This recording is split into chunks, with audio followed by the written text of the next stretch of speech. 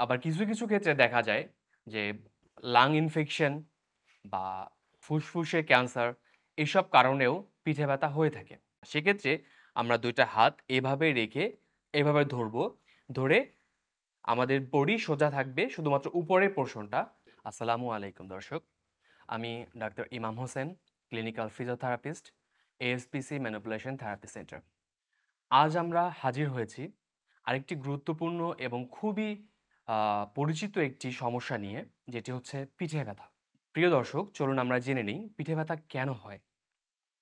যারা দীর্ঘ সময় ধরে বসে, বসে কাজ করে, তারা বেশিরভাগ সময় দেখা যায় সামনে কুঁজো হয়ে কাজ করতে বেশি স্বাচ্ছন্দ্য বোধ করে, বা তাদের সাবকনশাস মাইন্ডে বা অচেতন অবস্থায় আমরা সামনে ঝুঁকে কাজ করতে সবথেকে বেশি পছন্দ করি। যার ফলে দেখা যায় আমাদের মেরুদণ্ডের পিঠের যে হাড়টা থাকে, সে হাড়টা তার স্বাভাবিক যে স্ট্রাকচার বা গঠন, সেটা ব্যাঘাত ঘটে এবং সেটা আস্তে, আস্তে করে সোজা হয়ে যায়। যার ফলে তার মেরুদণ্ডের হাড়ের সাথে যে মাংসপেশিগুলো জয়েন্ট থাকে, সেই মাংসপেশিগুলো তার আস্তে, আস্তে করে ব্যথার সৃষ্টি হয়। আরো কিছু ক্ষেত্রে দেখা যায় যে হঠাৎ করে আপনি কোনো একটা জিনিস তুলতে নিলেন, তখন হঠাৎ করে পিঠের মাংসপেশির টান লাগলো। সেখান থেকেও ব্যথার সৃষ্টি হতে পারে। এছাড়া বিভিন্ন ধরনের আঘাত বা ওভার ইউজ বা আপনার স্পোর্টস বা ক্রিয়াজনিত কারণেও পিঠে ব্যথা হয়ে থাকে। আবার কিছু, কিছু ক্ষেত্রে দেখা যায় যে লাং ইনফেকশন বা ফুসফুসে ক্যান্সার এসব কারণেও পিঠে ব্যথা হয়ে থাকে। প্রিয় দর্শক, এবার আমরা জেনে নিই, চলুন পিঠে ব্যথার লক্ষণগুলো কি, কি হয়।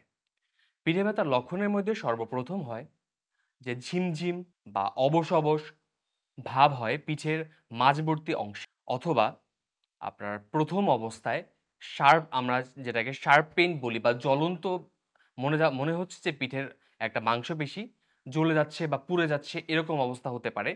অনেক সময় আমরা যখন রিক্সায় কোথাও যাতায়াত করি, তখন রিক্সার ঝাঁকুনিতেও পিঠে ব্যথা অনুভব হতে পারে। এগুলো যদি হয় তাহলে আমরা সেটাকে পিঠে ব্যথা হিসাবে ধরে নিব। এবার আমরা জেনে নিই, চলুন, যে কিভাবে আমরা বুঝতে পারবো যে আমাদের পিঠে ব্যথাটা গঠনগত পরিবর্তন না এমনিতে মাংসপেশি ব্যথা। আমরা নিজেরা বাসায় বসে যদি একটি ফিজিক্যাল টেস্ট করি, তাহলে আমরা বুঝতে পারবো এটা মাংসপেশির ব্যথা। সেক্ষেত্রে আমরা ২ টা হাত এভাবে রেখে এভাবে ধরবো। ধরে আমাদের বডি সোজা থাকবে শুধুমাত্র উপরের পোরশনটা, কোমর থেকে উপরের অংশ ডান দিকে ঘুরে যাবে। যখন আমরা ডান দিকে এভাবে ঘুরে যাব, তখন আমাদের পিঠের অংশে টান যদি লাগে বা ব্যথা অনুভব হয়, তাহলে আমরা সেটা ইজিলি বুঝতে পারবো এটা মাংসপেশি জনিত ব্যথা। যদি আমাদের গঠনগত কোনো পরিবর্তন আসে, সেটাকে আমরা এক্স-রে অথবা এমআরআই এর মাধ্যমে ডায়াগনোসিস করতে পারব। প্রিয় দর্শক, এবার আমরা চলুন জেনে নিই যে পিঠে ব্যথা হলে আমাদের করণীয় কি? বা আমরা কি করতে পারবো? বা কি পদ্ধতিতে আমরা চিকিৎসাটা নিব? প্রাথমিক পর্যায়ে আপনি আপনার নিকটবর্তী কোনো হসপিটালে গিয়ে একজন চিকিৎসকের পরামর্শ নিয়ে ওষুধ গ্রহণ করতে পারেন এবং পূর্ণাঙ্গ বিশ্রামে থাকতে পারেন।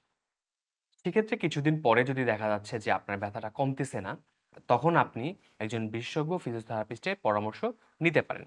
আপনি যখন একজন বিশেষজ্ঞ ফিজিওথেরাপিস্টের কাছে যাবেন, সে আপনাকে ফিজিক্যাল অ্যাসেসমেন্টের মাধ্যমে আপনার রোগটা নির্ণয় করে সেই অনুযায়ী চিকিৎসা সেবা প্রদান করবে।